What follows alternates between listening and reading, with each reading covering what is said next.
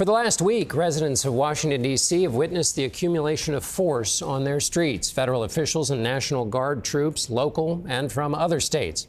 Tonight, the commander-in-chief reviewed the troops. President Trump traveling into the city to highlight his takeover of the D.C. police.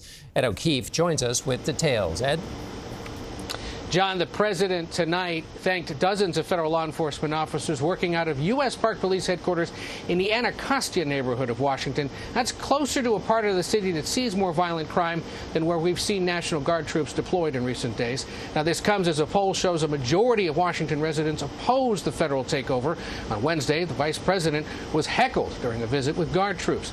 Since the takeover began, however, federal agents working with D.C. police have arrested at least 630 people and seized 86 illegal firearms. D.C. police confirmed to CBS News there's not been a reported homicide in Washington since last Wednesday.